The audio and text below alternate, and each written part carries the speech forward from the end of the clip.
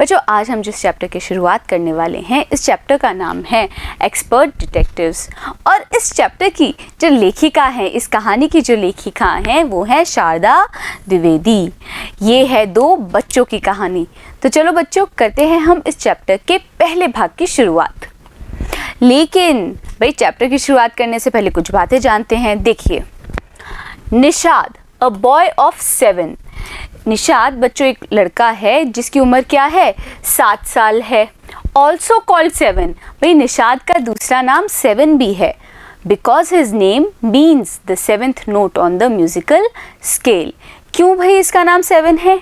क्योंकि जो हमारे संगीत के सुर होते हैं उन संगीत के सुरों में जो 7वां जो सुर है उसे भी निषाद ही बोला जाता है। इसी कारण से निषाद का दूसरा नाम उपनाम क्या है, 7 है बच्चों। And his 10-year-old sister Maya are very curious about one mister Nath. अब भाई निषाद की एक बहन है और उस बहन का नाम क्या है, माया, जिसकी उम्र क्या है, 10 साल। ये दोनों बहुत ज़्यादा क्यूरियस हैं, उत्सुक हैं एक व्यक्ति जिसका नाम है mister Nath. Then one day the children's marble rolled into Mr. Nath's room। और फिर एक दिन क्या हुआ, बच्चों के जो मार्बल थे, मार्बल मतलब कंचे, एक दिन बच्चों के जो कंचे थे वो मिस्टर नाथ के कमरे में चले गए। And Nishad gets a chance to see him. और निषाद को एक मौका मिलता है मिस्टर नाथ से मिलने का। Is he a crook on the run? Why is his face badly scarred? और बच्चों फिर ये करा गया है कहानी में कि भाई क्या मिस्टर नाथ कोई दुष्ट व्यक्ति है, कोई धूर्त व्यक्ति है, या फिर क्या है बच्चों दूसरा सवाल कि अगर ऐसा नहीं है तो ऐसा क्यों है कि मिस्टर नाथ के चेहरे पर इतने घाव के निशान हैं। Why has he no friends? Mister Nath के कोई मित्र क्यों नहीं है? अब बच्चों ये बातें तो हमने जानी कि भाई दो बच्चे हैं, निषाद और माया, और वो दोनों उत्सुक हैं मिस्टर नाथ के बारे में। अब हम क्या जानेंगे, निषाद की माता के बारे में। निषाद्स मदर अ डॉक्टर। निषाद की माता यानी माया की माता कौन है, एक डॉक्टर हैं। Knows mister Nath as a patient. वो मिस्टर नाथ को जानती हैं एक पेशेंट के रूप में। Who is very polite.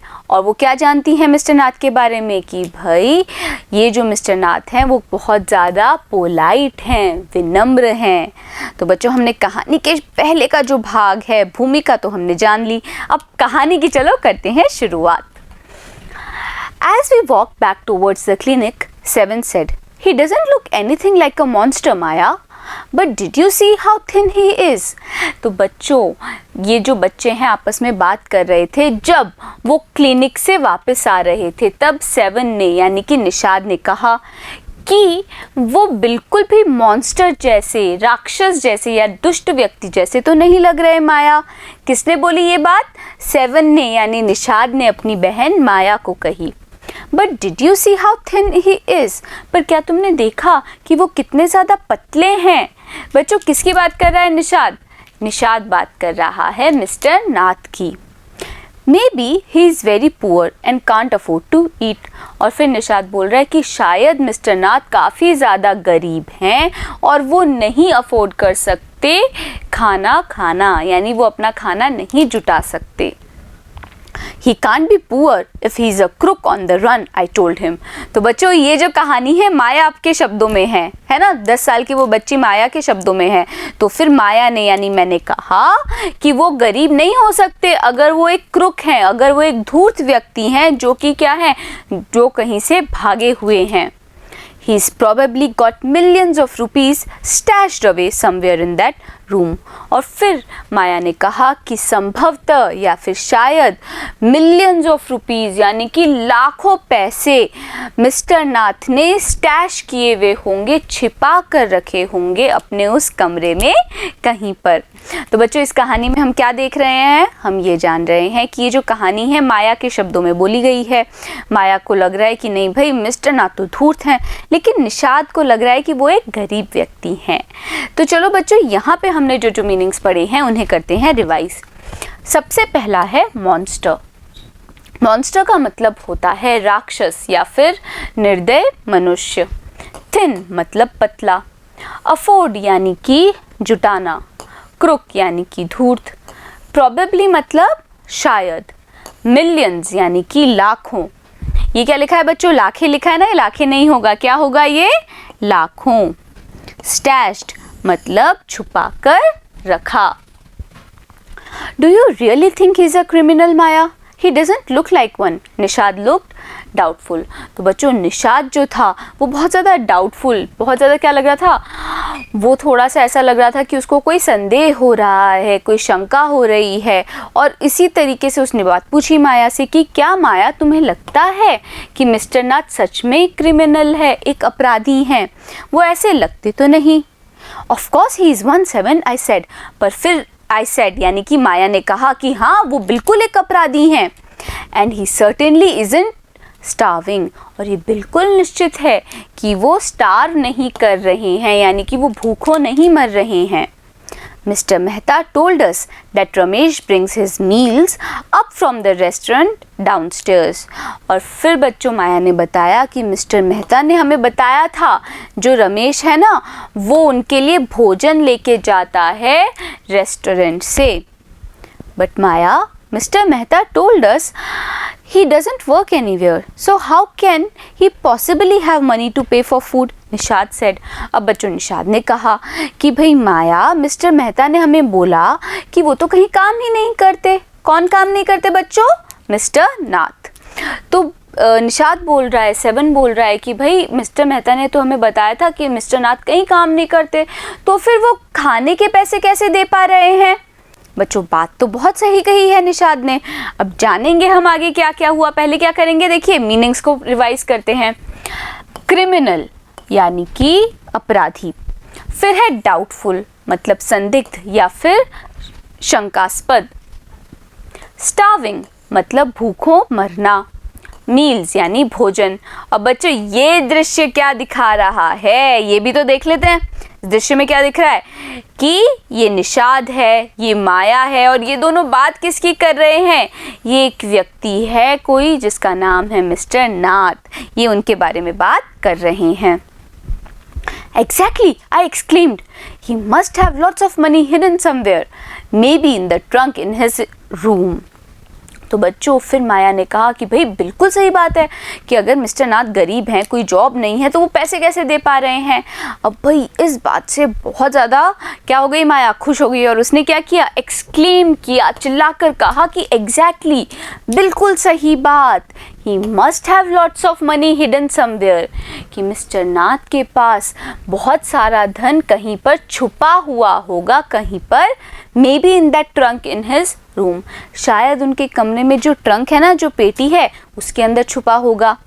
It's probably full of silver and gold and jewels and, और फिर माया अनुमान लगा रही है कि शायद उस पेटी में बहुत सारा क्या हो, सिल्वर हो, चांदी हो, सोना हो, ज्वेल्स हो, यानी कि भाई हीरे मोती हों। What rubbish! निषाद इंटरप्टेड। अब बच्चों वो बोलना चाह रही थी आगे कि भाई उस पेटी में और क्या क्या धन हो सकता है, इतने में निषाद ने क्या किया, माया की बात को इंटरप्ट किया, यानी कि बीच में ही रोका और कहा What rubbish! क्या बकवास है ये। I know I'm right, stupid, I told him. तो माया ने कहा कि भाई मेरे को पता है ये बात बिल्कुल सही है, stupid, बेवकूफ़। मतलब माया क्या समझ रही है कि निषाद एक बेवकूफ़ सा लड़का है और वो कुछ नहीं समझ रहा, और फिर ना इसीलिए क्या किया माया ने, ये कहा कि भाई बेवकूफ़, मुझे सब पता है कि मैं सही हूँ। By the way, 7, did you see his scars? और फिर बच्चों माया ने पूछा कि भाई 7 यानी निषाद, तुमने क्या उनके स्कार्स देखे, घाव देखे? I couldn't. It was too dark. But I bet he got them during a shootout with the police or something. तो बच्चों फिर माया ने क्या कहा कि भाई मैं तो नहीं देख पाई उन घावों को। क्यों? क्योंकि बहुत अंधेरा था, और मैं क्या कर सकती हूँ, शर्त लगा सकती हूँ कि ये घाव उनको किसी शूट आउट में मिले होंगे। तो बच्चों देखो यहाँ पे क्या क्या मीनिंग्स हमने पढ़े हैं। सबसे पहला है एग्जैक्टली, यानी कि सही। एग्जैक्टली का एक तो मतलब क्या है, सही। एक्सक्लेम्ड मतलब चिल्लाकर कहा। हिडन मतलब छुपाया हुआ। ट्रंक मतलब पेटी। रबिश यानी कि बकवास। इंटरप्टेड मतलब बीच में ही रोका।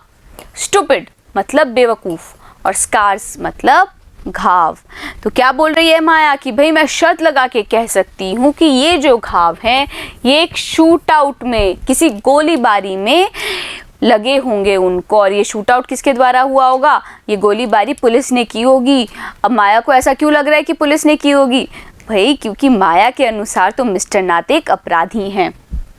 Mummy told us quite clearly they were burn scars, Nishad said firmly। पर फिर बच्चों निषाद ने क्या कहा?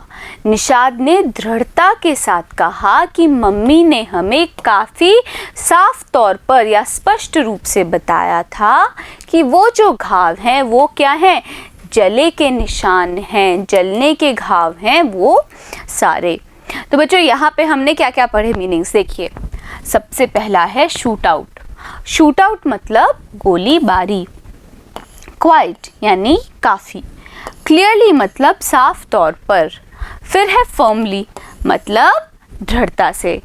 तो बच्चों हमने निषाद और माया की बातचीत जानी कि भाई निषाद को क्या लगता है मिस्टर नाथ के बारे में और माया को क्या लगता है। अब आगे जानेंगे कि क्या हुआ कहानी में, लेकिन अगले भाग में। बने रहिएगा मेरे साथ, मिलते हैं अगले वीडियो में।